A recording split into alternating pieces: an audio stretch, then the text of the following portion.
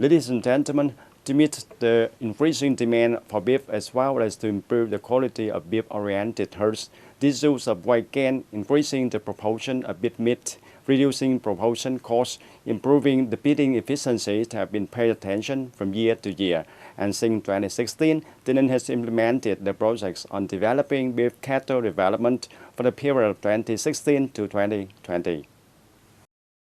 The project has introduced foreign calves with large statue and high flow ability. The percentage of meat reaches from 48% to 50%, such as Resihi, Red Batman, and God Shadow hybridized, Tomato, and PPP, to convert and replace traditional calves with a small appearance, poor growth, and low meat ratio. And over 4 years of implementation up to now, there are about 2,910 crossbred calves with a good appearance, large quantity of newborn calves, and well-developed calves.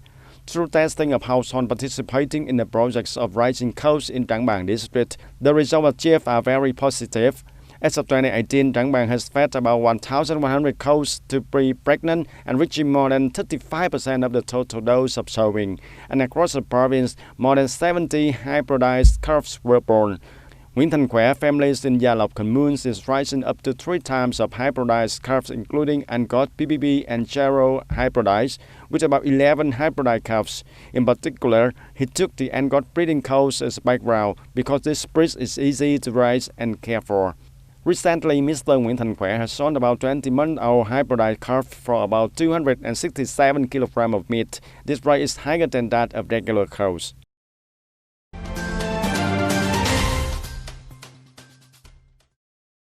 The export of the Department of Industry and Trade of Tây Ninh province started in the first 9 months of 2019. The exports in the province of Tây Ninh has estimated to reach about nearly 2,800 million Vietnam dong, down to 7.3% over the same period, and only reached about nearly 56% compared to the plan. Export turnover tends to slow down due to the negative movements of the world economy. In particular, contributing to export turnover are main export items such as rubber, textile, fibers of all types, fabrics of all kinds, textile, means of transport, and supplements. Export turnover of this commodity group accounts for 90% of the provincial export proportion. Particularly, the export of agricultural products were estimated at about $199 million, down to 56.8% over the same period last year. Agricultural products face many difficulties due to some items that appear oversupply situation, export price, and increased competition, slow demand. Some of the products in this group decreased over the same period as cashew exports and rubber finished products. And ladies and gentlemen, from January the 1st of 2019 to September the 10th of 2019, the administrative reform in Tây Ninh province achieved positive results. The Public Administrative Center of the province had contributed to the fast and timely resolving process of documents according to transaction requirements of the people and the businesses. The Provincial Public Administrative Center carries out and returns the results of administrative procedures upon settlements area under jurisdiction of 18 provincial departments. The number of finished sold files is more than 100,000 records, reaching over 89% of the total number of files to be sold, and the rest are in process of settlement. The operation of the Public Administration Center of the province has become more and more stable and effectively.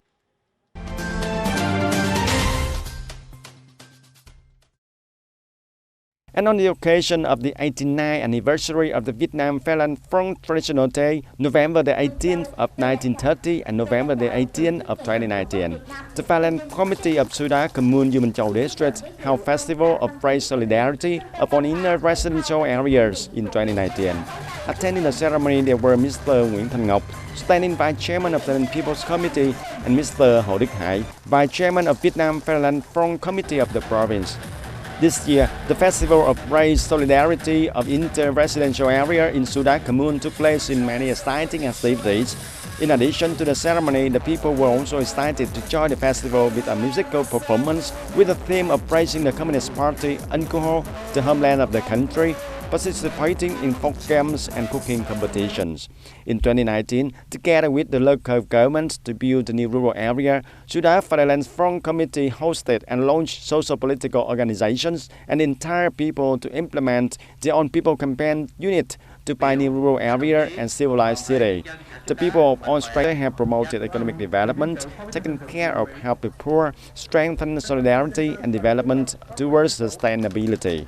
On this occasion, many typical collectives, individuals and households in the communes were rewarded with typical achievements in implementing the movements and campaign launches by the Fatherland Front.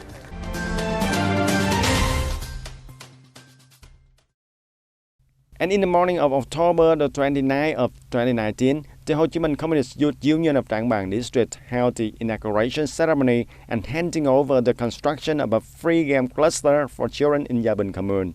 The work installed in the office of Phước Hậu Hamlet with 8 game models suitable for all children. The total cost implementing the project is about 60 million Vietnam dong. In particular, Ho Chi Minh Communist Youth Union Trang Bang District mobilized about 20 million Vietnam dong for supporting. The rest was mobilized by Ho Chi Minh Communist Youth Union of Gia Bình Commune from the source of socializations. And up to now, there are 2 free games complexes for children put into use in Trang Bang District.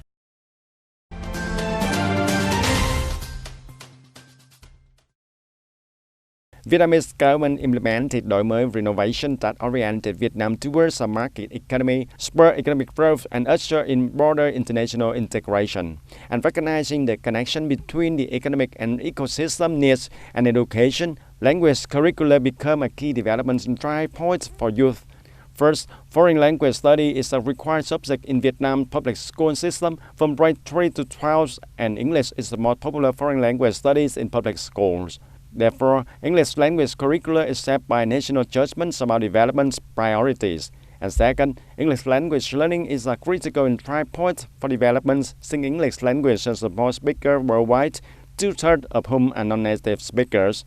And third, most development discourse occurs through direct or translated English communication. It is critical that English language curricula acknowledge how linguistics shaped and is shaped by a structure of thought and shared understanding, and appreciates the intellectual, ideological, and social understanding upon which speech is based, and thus the perspective and experience of non-native English-speaking populations can better uniform UN SDG Sustainable Development Goals, debate and action. Dr. Võ Tòng Xuân, rector of Nam Cần Thơ University and a highly regarded public servant of the Malcolm Delta, called upon teachers in the U.S. and Vietnam to imagine and develop bending bamboo to raise the English proficiency of English teachers in some provinces as Cần Thơ, Đà Nẵng, and Tây Ninh province. I can answer your question for Cần Thơ because that's where we introduced bending bamboo, and we worked with the senior and junior high school teachers to create bending bamboo. So Bending Bamboo is not a foreign publishing house coming with a book to Vietnam.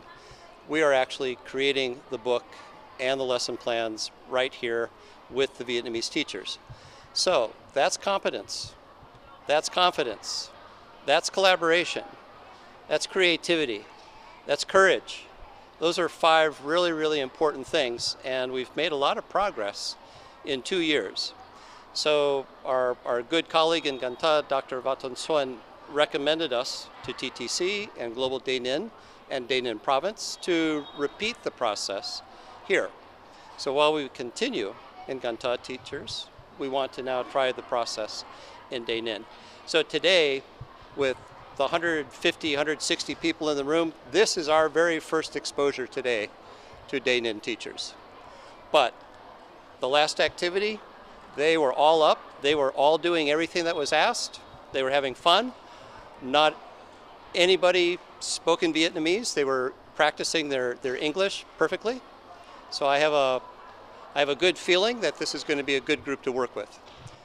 Yeah, and with a very, very good impression, first impression as you said before when you meet for the Tây Ninh teacher for today. So what do you hope about the targets of the project when you introduce to Tây Ninh province? Sure. So the targets are these.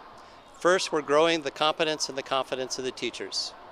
And we're working on collaboration between teachers at a school, between schools, between private and public schools, city and rural schools, and between Tây Ninh and Cần Thơ schools.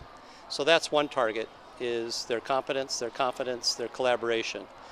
A second target is to create lessons and texts that can be used in the schools here with the teachers themselves. They can help research, write, edit, and then take it to use in the classrooms. A third target is that we think how what's happening in the junior high school, the senior high school, is also something that could be happening in the workforce. Why can't a company use the same approach to engage their citizens, their workers, to practice their English? So we summarize all of our topics as bilingual with purpose, that they're using 2 languages, and the purpose is sustainability and growth of Vietnam. So the last purpose is that this is the future. The teachers and their students, the schools, are figuring out how to use bilingualism to add to the future of Vietnam. So, yeah, very glad to hear about some of the big and the very big targets of your project in the future for development of the human resources in Vietnam in general. So, what do you hope or think about the future developing of the Vietnamese human resources as well as the society for integration into the world community, global, and with the base as well as the Vietnamese teacher? Very good question. So my wife and I started working in Vietnam in 1990. So Friday is November 1st. That's our 30th anniversary working with the Vietnamese people in education. All right, started at Cần Thơ University. We worked in Hanoi. We're working in Tây Ninh. In those 30 years, we have seen so much profound change and optimism about the future. It's amazing. The energy, the human energy, is the most important resource. There is so much human energy to see Vietnam progress. We see that in schools, we see that in the marketplace, we see it in the cities, and we see it in the countryside. It's what makes it very gratifying as an American to be working with Vietnamese colleagues. The second thing I'll say is we are working today with the same colleagues that we started with 30 years ago. That is a good working relationship if we can keep collaborating for 30 years with the same people.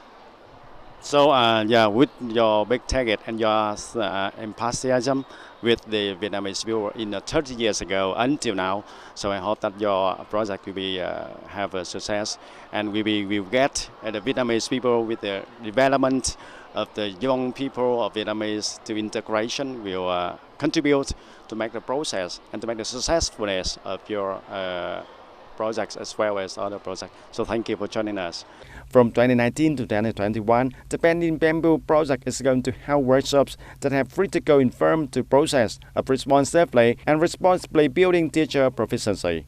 In its first workshops in October of 2019 in Tây Ninh province, Bending Bamboo applied about IC number 3 theory intercultural communicative competence with the English teacher from the 13 public high school and senior high school in Tây Ninh province. The workshop opened a door to the reality of English language teaching of Vietnamese teachers.